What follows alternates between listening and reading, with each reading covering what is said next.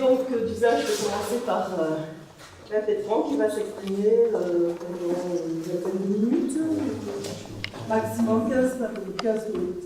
Vous avez la parole.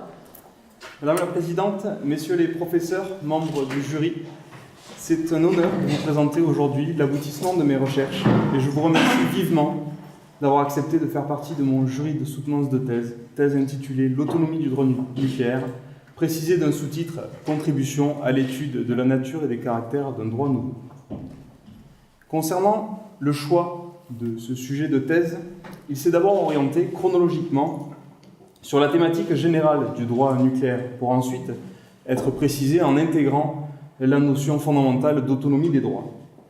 La problématique générale retenue pour cette thèse... C'était un moment, comme j'ai pu le dire pendant la soutenance historique, c'était un moment assez inattendu finalement, parce que je crois que lorsque l'université a été mise en place, on n'était pas certain qu'un jour elle délivrerait le doctorat. Et c'était aussi une fierté parce que c'était un de mes étudiants que nous avons formé depuis la première année de licence, qui a fait tout son cursus à Nîmes jusqu'au bout et qui donc décroche le dernier des grades universitaires, celui du doctorat. J'avais dû m'expatrier pour mon inscription en doctorat à l'université d'Aix-Marseille. J'ai d'ailleurs été très bien accueilli là-bas. Mais ce n'était pas mon université de rattachement.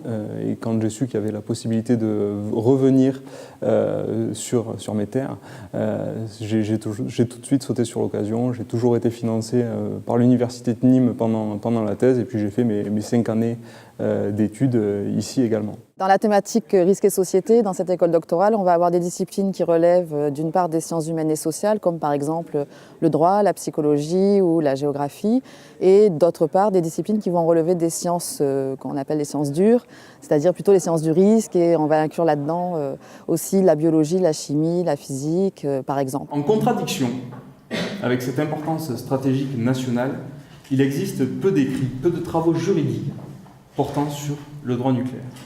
Or, on ne peut nier l'existence d'une réglementation spécifique ainsi que de la nécessité de l'étudier. L'école doctorale, elle a été co-accréditée entre l'université de Nîmes et l'école des mines d'Alès.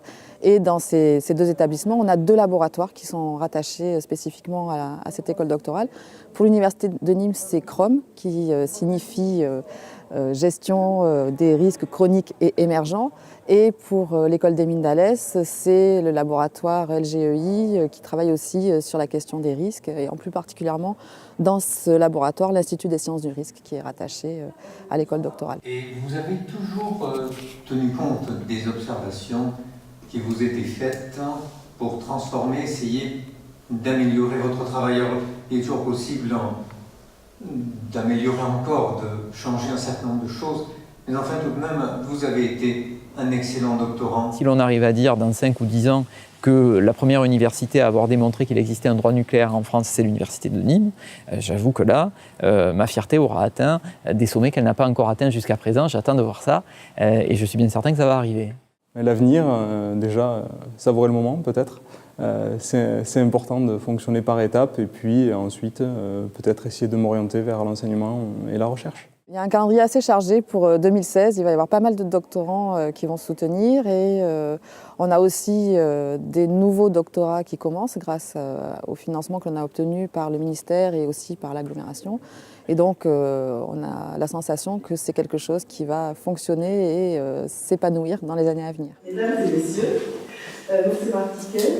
C'est avec un très grand plaisir que le jury réuni ce jour vous accorde le grade de docteur de l'université de Nîmes et à l'unanimité vous décerne la mention très honorable assortie des félicitations du jury.